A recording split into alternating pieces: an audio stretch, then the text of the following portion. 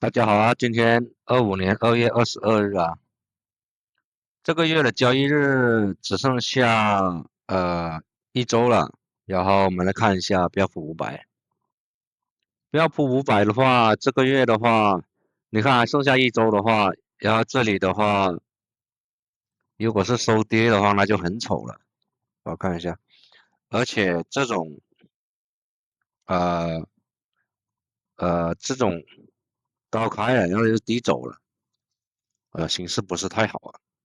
如果这周的话，下周的话也是跌的话，那就是收跌。收跌的话，可能就会有个低位又会出现。这个低位是多少呢？这最高的回调的话，起码5个点、6个点，或者7个点、8个点，可能到这个位置吧。暂时的话是这样想，但是下周的话会不会涨上来呢？就不一定了。然后周 K 我们来看一下，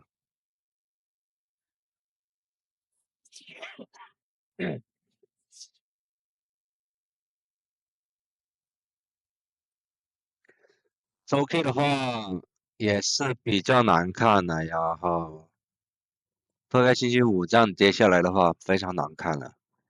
跌穿了 MA5啊，然后热 K 我们看一下，热 K 的话这个地方没有穿，但是如果下个星期这里跌穿的话，那就非常小心了。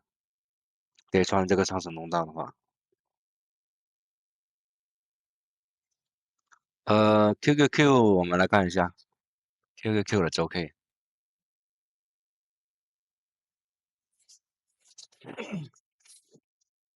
K，QQQ 的话还是这个月的话，这个月 K 还是收涨，但是我们来看一下，周 K，周 K 的话也是跌穿了 MA5啊，有点难看。如果星期一的话继续往下砸的话，那就要小心了，那就要小心了。热 K 来看一下，热 K 的话也还算是安全，所以但是这个地方如果跌穿了，那要小心，可能就是熊市来了。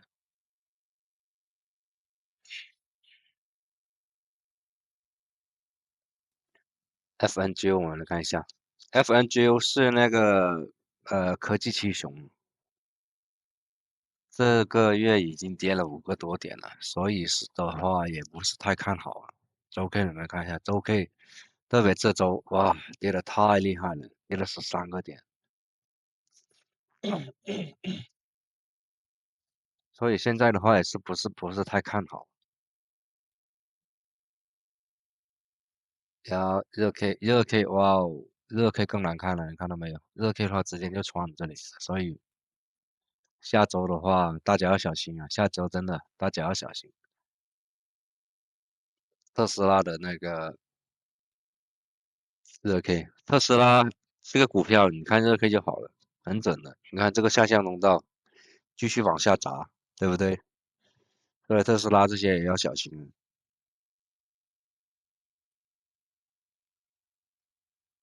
嗯，看一下英伟达，英伟达的话上个月是收跌，对不对？这个月也是看跌的。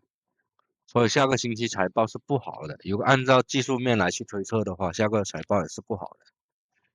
你看到没有？收跌啊！但是美股会不会？美股强不强呢？那就另说了。但是它的周 K 呢还是在 MA5之上，这也很难说下个周会怎么样。热 K 的话也是有很多的支撑位，所以的话也是还是放心了下个月的那个下周的财报。呃，反正下周的话要小心一点啊，小心一点啊。今天就那么多，拜拜。